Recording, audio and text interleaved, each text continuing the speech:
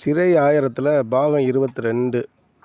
அவன் அந்த மேஸ்திரி கூப்பிட்டு, சரி சரி விட்றா விட்றா, பெயில் வரும்டா, ஜெயில்னு இருந்தால் பெயில்னு ஒன்று வரும்டா, நாளைக்கு காலைல போயிடலாம்டா விட்றா அப்புடின்னு சொல்லிட்டு சாப்பிட சொல்லிட்டு போய் படுங்கன்னு சொல்லிடுவேன். எல்லா பேரும் படுங்கன்னு சொல்லிடுவேன். எல்லோரும் படுத்துருவாங்க. காலையில் விடிஞ்சவனே பெயில் வாசிக்கிறேன் வருவேன். இவன் எதிர்பார்த்துக்கிட்டு இருப்பான், நம்ம பெயிலில் நம்ம பேரை கூப்பிடுவாங்களான்ட்டு. அதே மாதிரி அவன் பேரை கூப்பிடுவாங்க. டேய் வாடா, உனக்கு பெயில் வந்துருச்சு அப்புடின்னு சொல்லுவாங்க.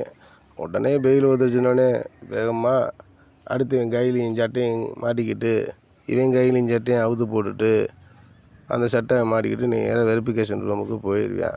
அங்கே போனோடனே உனக்கு பெயில் வந்துருச்சுடா 2 கேஸுக்கும், நீ வெளியே போகிற ஒழுக்கமாக இருக்கும், நான் திருப்பி ஜெயில் பக்கம் வரக்கூடாது அப்புடின்னு சொல்லி வாட்ரு சொல்லி அனுப்புவாங்க. ஆனால் இவன் பெயில் ஆடுறானே, வெளியில் வீட்டில் ஆள் நிற்கிறாங்களா இல்லை நம்ம நடந்தே போகணுமா அப்புடின்னு நினச்சிக்கிட்டு வெளியே கேட்டை விட்டு வெளியே வருவேன்.